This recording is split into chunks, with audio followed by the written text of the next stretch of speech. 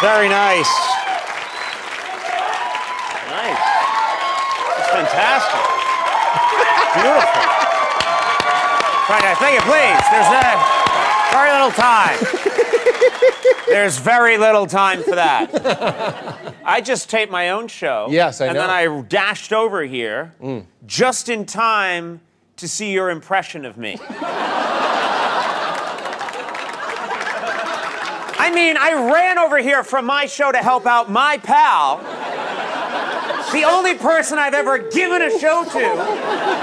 And I run in the door, I run in, and I'm like, want to see what's on the screen. I see you're on the screen, and I see you going like, Lynn! Lynn! Lynn!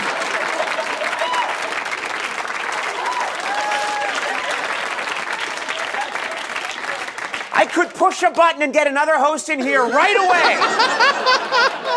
They're like Dixie cups. You pull one out, and another one drops down, pal.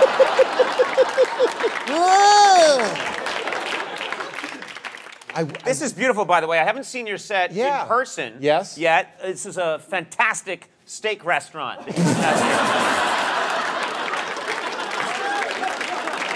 This is the best steak restaurant in Seattle. Beautiful stonework that they've done. It's gorgeous. We have a sassy waitress to refill your iced tea. Oh, very good. All Who comes night. along? All night. This is nice, though. Yeah, it's a block of wood. Yeah. My son built this in Minecraft yesterday. Well, we wanted to be different. No jacket, no desk. The only thing I'm self-conscious about is I have always had the desk. I always have the desk. Yep. I feel that below the waist I need to be covered at all times. Because I have body shame issues. Sure. I have a very long legs. The legs of someone who's like 6'9". And then I have the torso of a little girl. So my belt is like, really, my genitals are here. But we've artificially moved my belt down here to create the illusion that I'm somewhat proportioned correctly. Well, they do a good job. Yeah. No, at a urinal, I unbutton the shirt here. These are all facts that are true. These are true facts. That's why I have a desk. But you are more reasonably proportioned. But your penis is above the desk. Yeah. Yeah. I'm not ashamed of my penis. I'm not ashamed of where it is. I'm trying to break up the... you just deconstructed... what I did. No, don't applaud! Again. Don't applaud! Again, I push a button. This is the There's last. 900 hosts in a dispenser. And another one just tumbles out and goes, hey! You got a great show today. Sorry, he had that coming. He had that coming. He had that coming. He brought that on himself.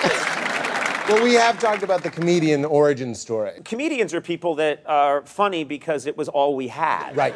My dad looked at me once, and after watching me, do years of comedy, and my dad's a scientist, and he looked at me and he said, I see what you're doing.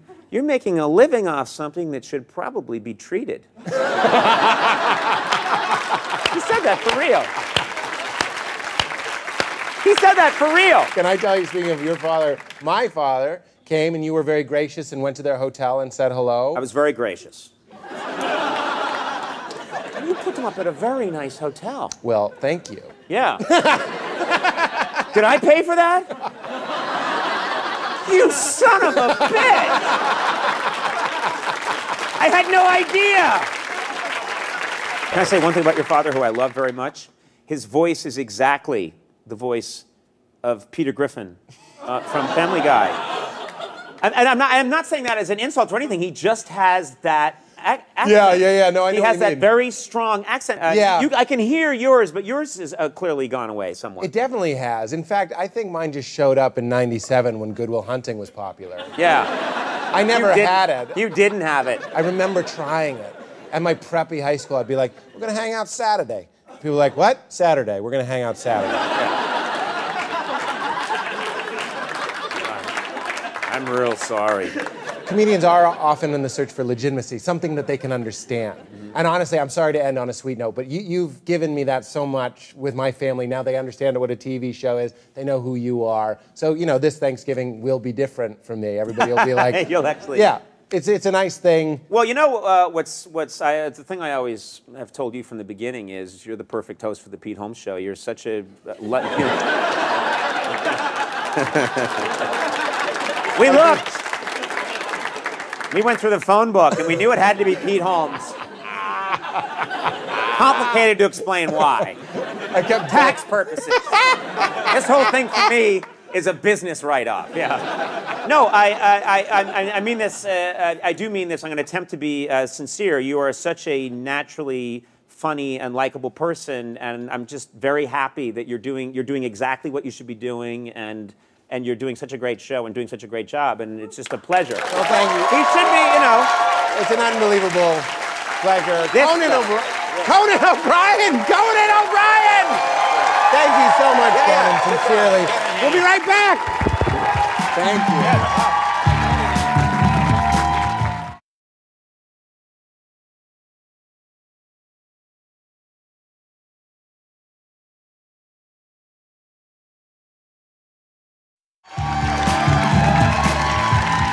Welcome back, guys. So, we live in a very scary time where our private information is constantly being stolen and leaked to the world. So I'm doing my best to get ahead of that phenomenon by having people come on the show who know me and reveal secrets about me in a segment we call Petey Leaks. Hey, it's Petey Leaks. And once again, here's my friend and mentor, Conan O'Brien. Everybody, Conan!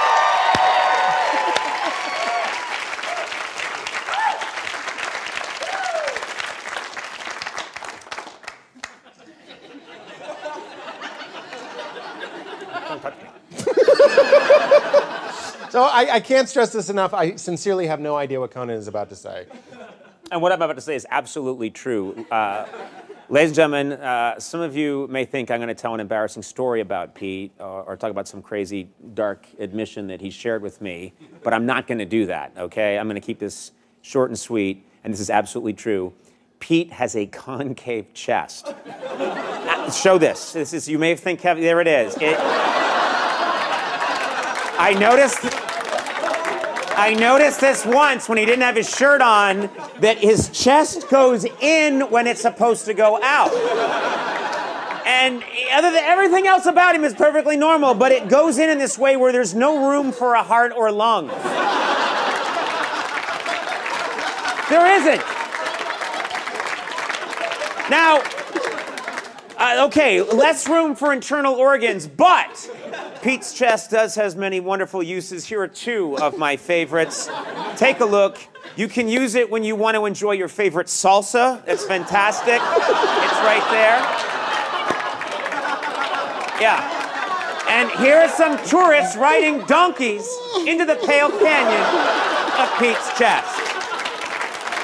That's just a true story. It goes, I don't know.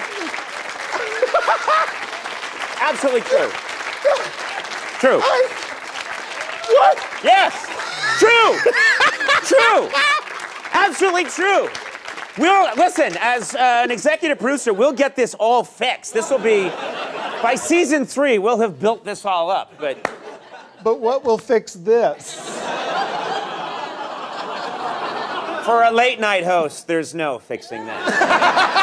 Conan O'Brien, everybody, that's our show! Happy Thanksgiving! Thank you again, Conan.